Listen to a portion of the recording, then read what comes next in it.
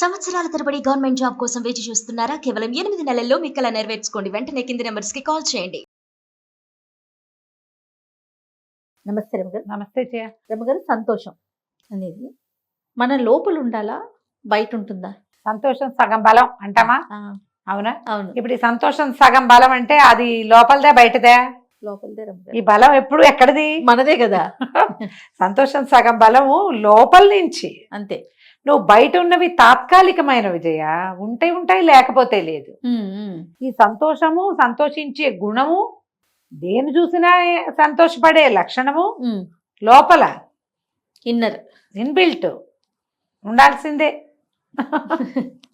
మనం బయట ఎవరినో చూస్తాం జయ, ఏదో చూస్తాం, అవి మనకి లేవు, మనకు ఉండవు, రావు కూడా. కానీ బయట చూసి సంతోషించే గుణం లోపలుంటే సంతోషంగా ఉంటాం మనం. అన్నిటికీ ప్రతిదానికి కూడా ఇదే పాయింట్. ఏ విషయాన్ని ఇప్పుడు నీకే ఏదైనా వనగూడింది, ఎక్కడి నుంచి అయినా వచ్చింది సంతోషం. పక్కవాడికి ఎవరికో కుదిరింది, వాళ్ళ అబ్బాయి ₹1 కోటి జీతం, ఉద్యోగం, చిన్న పిల్లాడు చిట్టుకుని సెటిల్ అయింది, సెలెక్ట్ అయిపోయాడు, ₹1 కోటి గూగుల్లో జీతం అనగానే అనుకుంటే లోపల ఏముండాలి?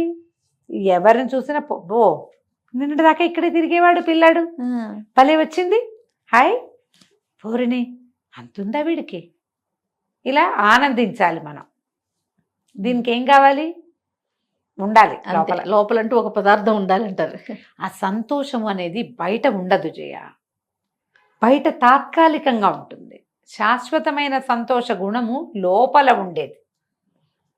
అది ఉంటేనే మనం ప్రశాంతంగా ఉంటాం, మన ఆరోగ్యం బాగుంటుంది, మన జీవితం హాయిగా వెళ్ళిపోతుంది. మనకి ఏమైనా ఉన్నా లేకపోయినాను, ఏమి లేవు మనకి, ఏదో ఉంది కాస్త నలకంత, అయినా కూడా మనం హ్యాపీగా ఉంటాం. దాంతో మనం హెల్తీగా ఉంటాం, మన చుట్టూ వాతావరణం అంతా హాయిగా ఉంటుంది. ఆ ఒక్క సంతోషం అనే బ్రహ్మ పదార్థం నీ లోపల లేదనుకో, బయటది ఎంతసేపు సంతోష పెడుతుంది నిన్ను?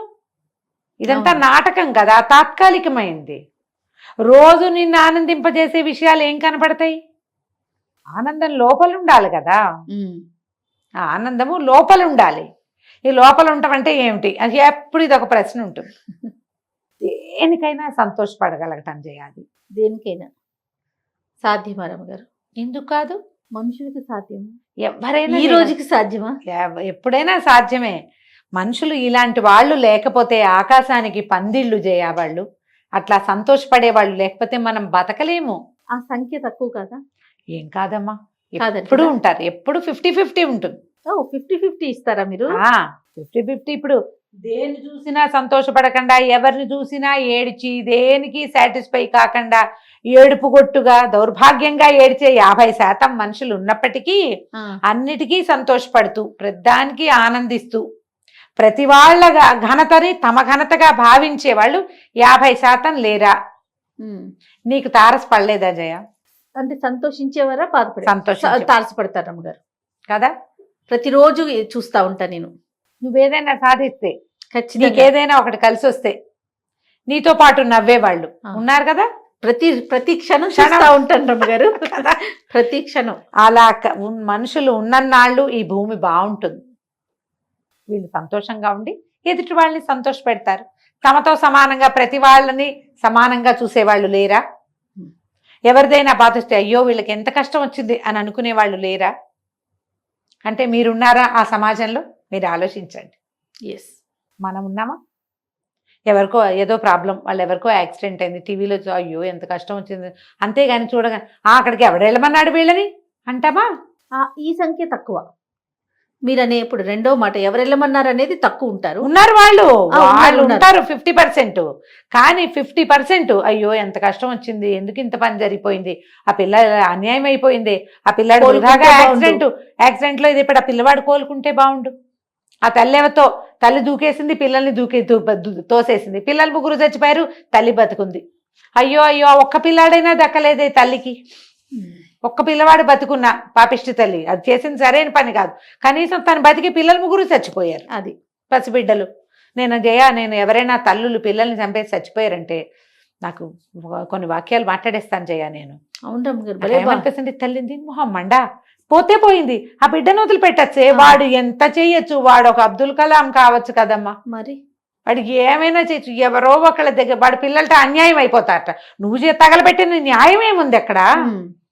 వాడు ఎవరికో దొరుకుతాడు, ఎవరి జీవితాల్లోనో వెలుగులు నింపచ్చు ఆ పిల్లవాడు. ఏదైనా ఆ బిడ్డ వల్ల ఏదైనా ప్రపంచానికి మేలు జరగచ్చు. చంపేసి ఏం సాధిస్తుంది పాపిష్టి తల్లి? పోతే పోయింది, పీడ పోయింది, వచ్చిపో, నీకు అంత బతకాలని. లేకపోతే పసిబిడ్డకి ఏం తెలుసమ్మా వాడు ఎందుకు చచ్చిపోవాలి? అవును. అది చూస్తే ఆ పూటంతా నాకు చాలా కష్టంగా ఉంటుంది జయ. తల్లులు పిల్లల్ని చంపేశారు, తండ్రి పిల్లలు. నువ్వు అక్కర్లేకపోతే ఒక వయసుకు వచ్చావు, అన్ని చూసి జీవితంలో కొంత అనుభవించావు. పిల్లాడికి ఏం తెలుసు కష్టము నిష్ఠూరము? ఆ పిల్లలకి ఏం తెలుసు? వాడికి ఎంత జీవితం ఉంది, వాడు ఎంత అద్భుతమైన వ్యక్తి కావచ్చు, ఎంతమందిని ప్రేమించవచ్చు. వాడు ప్రపంచంలో తనదైన ముద్ర వేసే అవకాశాన్ని వాడి చేతుల్లోంచి నిర్దాక్షిణ్యంగా లాగేస్తున్నారు. ఏం మాతృత్వం, ఏం పితృత్వం బాగుందా? ఇక వాళ్ళని తిట్టుకుని అది కనపడిందంటే ఇక నాకు ఇదిగా ఉంటుంది. ఇప్పుడు మనం ఎవరిదైనా బాధను చూస్తే మనకు బాధ కలగాలి కదా. కలగాలి అంటే లోపల బాధ ఉన్నట్టు కాదు, స్పందించే మనసు ఉన్నట్టు. ఈ స్పందన సంతోషానికి ఎక్కువ వెచ్చిస్తున్నాం అనుకో. చిన్న చిన్న వాటికి ఒక హాయిగా, అబ్బా ఎంత హాయిగా గాలిస్తుంది, గాలిని ఎంజాయ్ చేస్తాం. ఆకాశం ఎంత చక్కగా ఉంది, ఇవాళ కొన్ని ఎండగాస్తోంది, నిన్న మొన్న చీదరగా ఉంది, పాపం వాళ్ళు ఎవరో బతికిపోతారు. ప్రతి దాంట్లోనూ ఒక పాజిటివ్ పాయింట్ని చూడగలగటం. నెగిటివ్ థింగ్స్ ఉంటాయమ్మా, జీవితం అంతా నెగిటివ్ థింగ్సే. ప్రతి దాంట్లోంచి పాజిటివ్ పాయింట్ని తీసుకోగలగాలి. సంతోషం ఉంటుంది లోపల. నీకేం లభించినా ఏం లభించకపోయినా ఏదో కాస్త చూపాసుగా కాస్త అంతే వచ్చింది, సుమారుగానే లభించింది, దానికి కూడా సంతోషపడాలి. ఇంకేదో అయిపోలేదని ఆనందించాలి. అదే మనం ప్రతిసారి చెప్పుకుంటాం, కాల్లో ముళ్ళు గుచ్చుకుంటే దేవుడా నువ్వు ఎంత బంగారు దేవుడివి, కంట్లో గుచ్చలా ఆ ముళ్ళు అనుకుంటాం. అవునవును. ఆనందించడానికి పాయింట్, ఆనందించే పాయింట్. లోపల సంతోషాన్ని వృద్ధి చేసుకోండి. నాకెవరు లేరు లేరు లేరు లేరు వాళ్ళు లేరు వీళ్ళు లేరు వీళ్ళు లేరు ఎవరు లేరు చెప్పుకునేందుకు లేరు. మంచి మాట వినడానికి ఎన్ని అవకాశాలు ఉన్నాయి మనకి ఈ రోజున. ఓ గుడికి నడిచి వెళ్ళొచ్చు, ఆటో కట్టుకుని వెళ్ళొచ్చు. ఇది వరకు గుళ్ళకి వెళ్ళాలని చచ్చేవాళ్ళం, ఏదైనా ఊరు వెళ్ళాలంటే ఇబ్బంది పడేవాళ్ళం. ఇప్పుడు ఎన్ని అవకాశాలు లభించినాయమ్మా, వాటన్నిటికీ సంతోషపడండి. ఆ అమ్మో నాన్న అందరికీ ఒక్కమ్మ ఒక్క నాన్ననే ఉంటారమ్మా. ఒక్కోళ్ళు అదృష్టవంతులు ఉంటారు, వాళ్ళకి అవకాశం ఉంటుంది. మా అమ్మగారిని తీసుకో, ఆవిడ పోయారు. మా పెద్దకే 65 years వచ్చేదాకా అమ్మ తోడుని అనుభవించింది. నాకు 40 వచ్చేసరికి అమ్మ పోయించేయ. అవును. నా 13వ ఏటే మా నాన్నగారు వెళ్ళిపోయారు. మా పెద్దకే నాకంటే 25 ఏళ్ళు పెద్దది కదా. నాన్న లేని దుఃఖం తనకే ఉంటుంది, నాకు ఉంటుంది. తండ్రి యొక్క సౌఖ్యం, తండ్రి యొక్క రక్షణ వాళ్ళకి ఎక్కువ లభించింది, మనకు తక్కువ లభించింది. మనకి ఇంకొకటి లభిస్తుంది, వాళ్ళ తోడు మనతోటి ఉంది. ఇది ఆలోచించాలి. కళ్ళు లేకపోతే లేరు లేరు పోయారు అనుకోకండి. ఎవరో ఒకళ్ళు దొరుకుతారమ్మా, ఫాదర్ ఫిగర్సు మదర్ ఫిగర్సు ప్రపంచం నిండా కనిపిస్తారు. నువ్వు చూడాలంతే, నీకు చూడటం చేత కావాలి. మంచి మాట్లాడుకుంటే ఉంటారు. సిస్టర్ ఫిగర్లు బ్రదర్ ఫిగర్లు కూడా కనపడతాయి కదా. అవునవును, కనిపిస్తాయే. మరి దాన్ని వెతకండి, ఆ మంచిని చూడండి. Bright side of the life దాన్ని చూస్తూ ఉండాలి. దానివల్ల సంతోషం ఉంటుంది, దాంతోటే మన జీవితాలు బాగుంటాయి. ఇలాంటి వాళ్ళ వల్ల సమాజం బాగుంటుంది, వాళ్ళ కంపెనీ ఎప్పుడూ హాయిగానే ఉంటుంది. ఏవో మాట చిన్నపన్న మాట తేడాలు వస్తూనే ఉంటాయి. వాళ్ళు మనం ఏదైనా ఒక మంచి మాట అలా కొనుక్కున్నామని చెప్పినా సంతోషించరు కదా జయ. చాలా మంది కొనుక్కుంటే సంతోషించరు, బాగుపడితే సంతోషించరు. కానీ అందులో కూడా మళ్ళీ మనకి సంతోషపడే వాళ్ళు, బాగుందమ్మా బాగుంది చక్కగా ఉంటుంది వాళ్ళు ఉంటారు. ఆ సమూహం కూడా ఉంటుంది కదా. కాబట్టి దీన్ని పెంచేందుకు ప్రయత్నం చేయండి, ఆ గుంపులో మీరు చేరడానికి ప్రయత్నం చేయండి. బ్రైట్ సైడ్ ఆఫ్ ద సొసైటీలోకి వెళ్ళండి.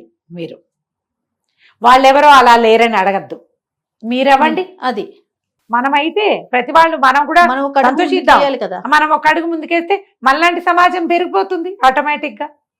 నువ్వు చేరి ఆ సమాజాన్ని పెంపొందించు. సూపర్. సంతోషించే సమాజం ఎక్కడుందో చూడండి. తప్పకుండా రమ్య గారు. నమస్తే. నమస్తే.